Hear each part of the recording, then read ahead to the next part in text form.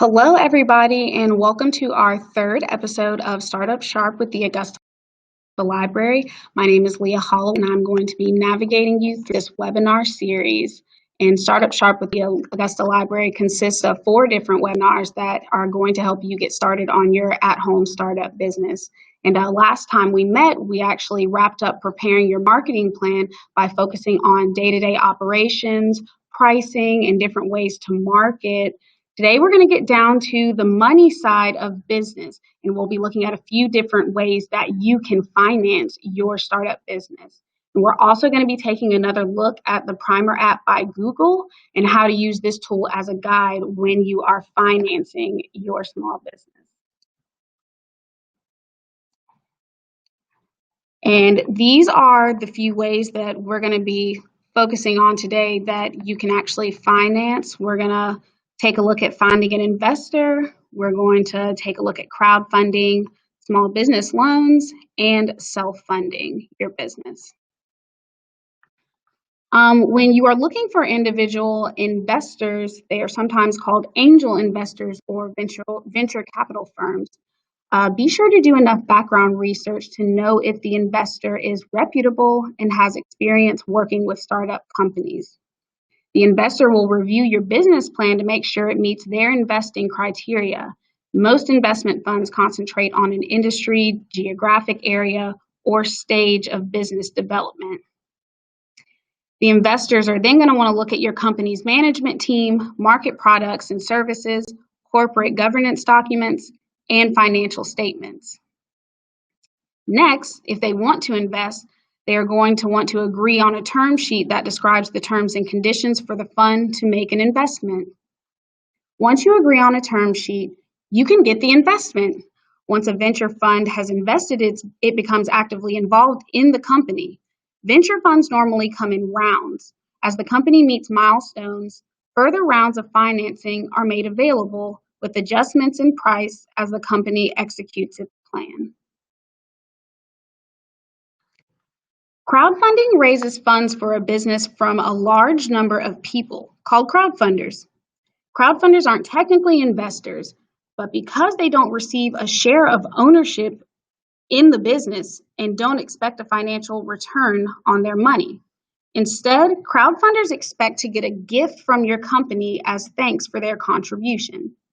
Often that gift is the product you plan to sell or other special perks, like meeting the business owner or getting their name in the credits. This makes crowdfunding a popular option for people who want to produce creative works or a physical product. Crowdfunding is also popular because it's very low risk for business owners. Not only do you get to retain full control of your company, but if your plan fails, you're typically under no obligation to repay your crowdfunders. Every crowdfunding platform is different, so make sure to read the fine print and understand your full financial and legal obligations.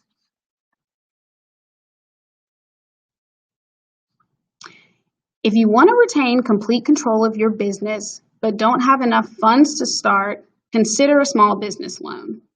To increase your chances of securing a loan, you should have a business plan, expense sheet, and financial projections for the next 5 years.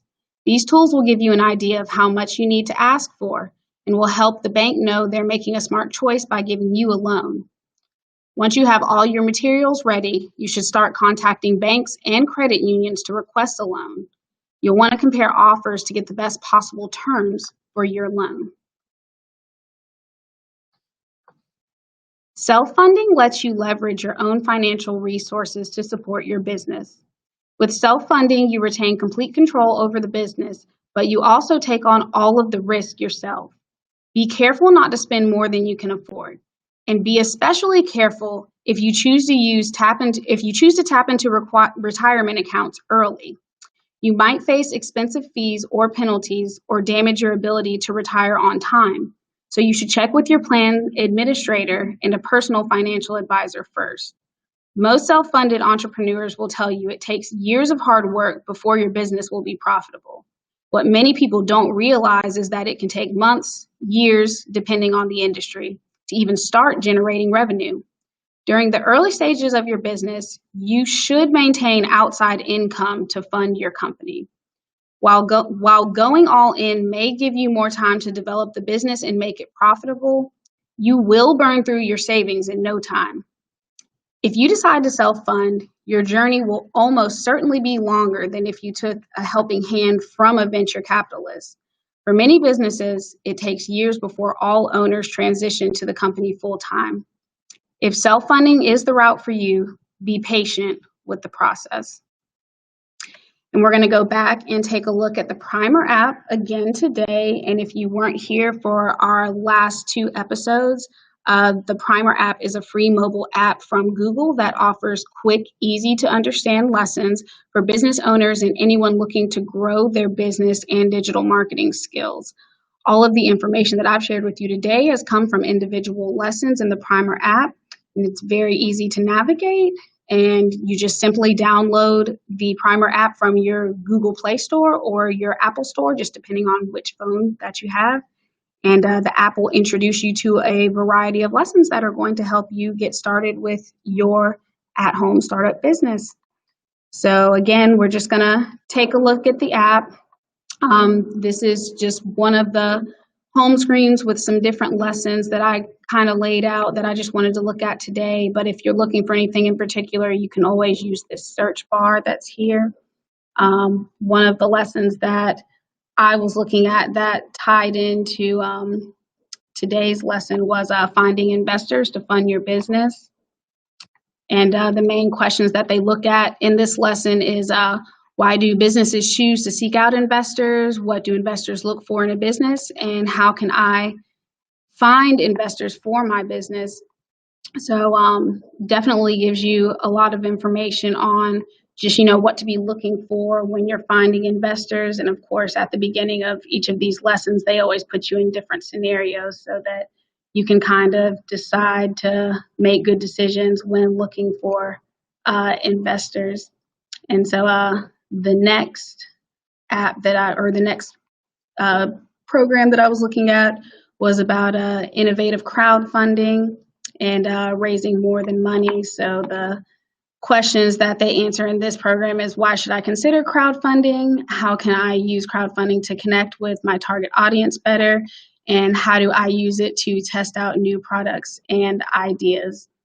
And then the next video that I was looking at was, hold on one second.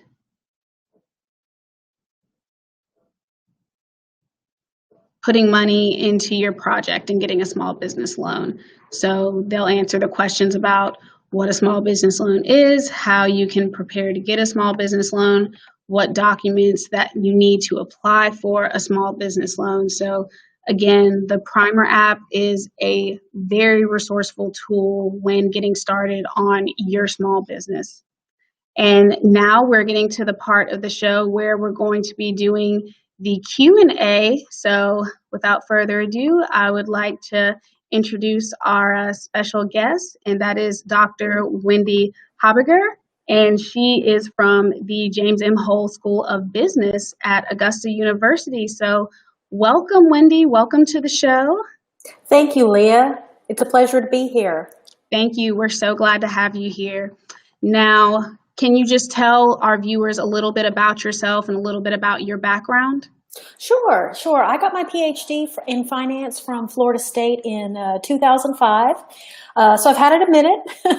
And I actually got my bachelor's degree back in the day when the university was known as Augusta College. So I am a hometown girl, and I ended up boomeranging right back.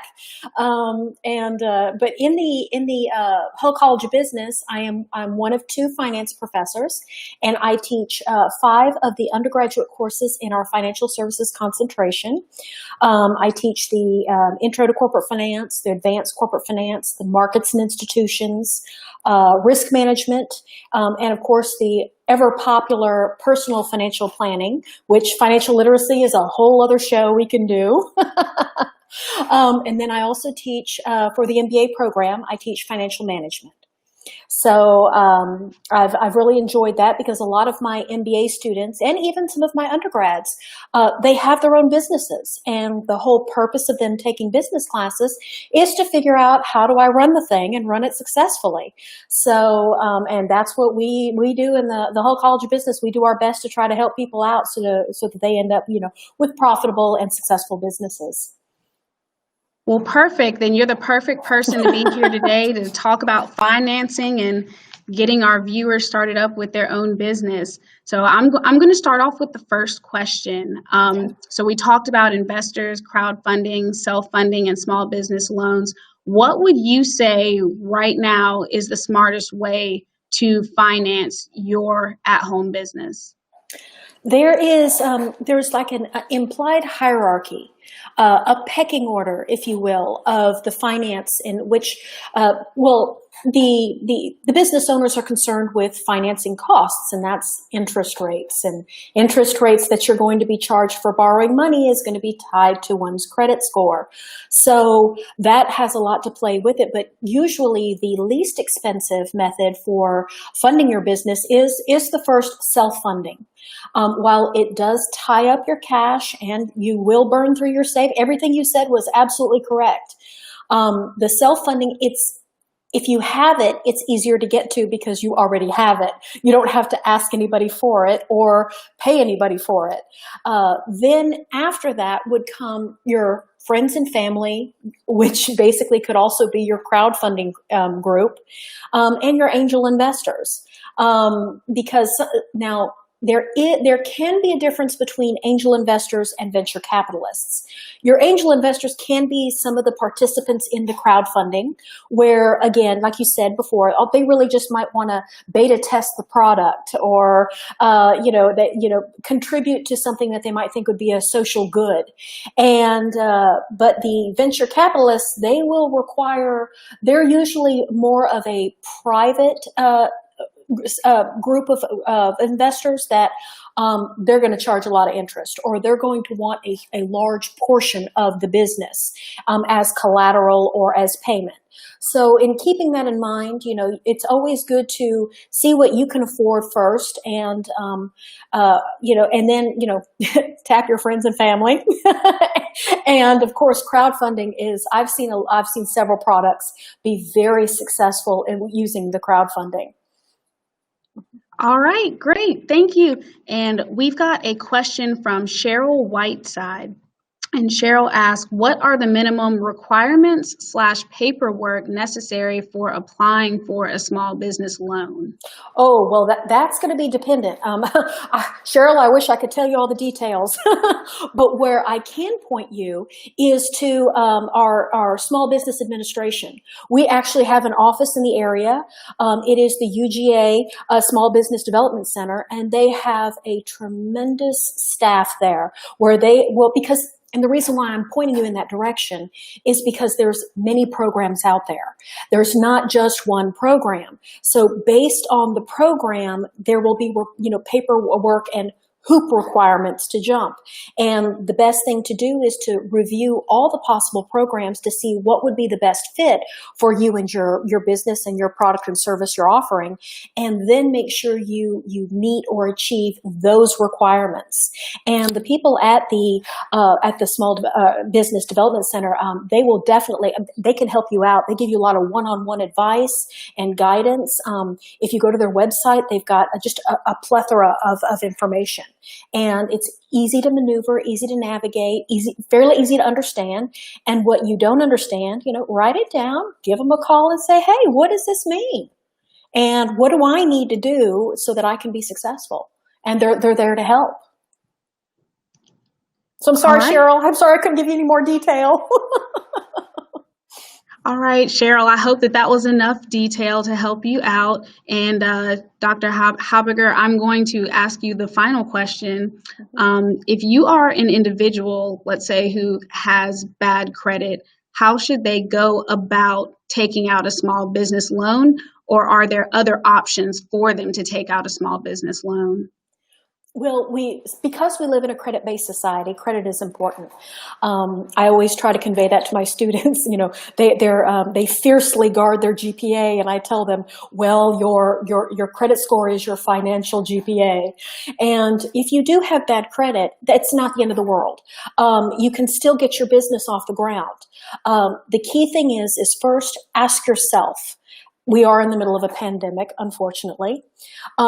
Is the goods and services you're providing, are they a critical need? Would it be something right now? Because right now people are having to prioritize their spending because many millions of Americans are out of work. And if your product or service is not a critical need yet, then this is a prime opportunity to fix that credit. And when because right now, oftentimes also, your small business owners, they commingle their funds, their personal and their business funds. Advice number one, separate those funds. Get a second checking account that is solely for the business and work, through that, so that way you do not commingle. That will also be easier for you when you go to develop your financials with your business plan, when you do go and go to the bank or go to investors and, are seeking funding. So get that bad credit, take this opportunity right now, fix the credit score. Then it will make things a lot easier for you and a lot cheaper, because your credit score will be directly related to the interest that they charge you. The lower the credit score, the higher the interest rate, because you are viewed as a high risk. And it's kind of like reverse psychology. It's like, well, if I'm, why are they charging me such high interest? Well, because they're afraid you're going to default.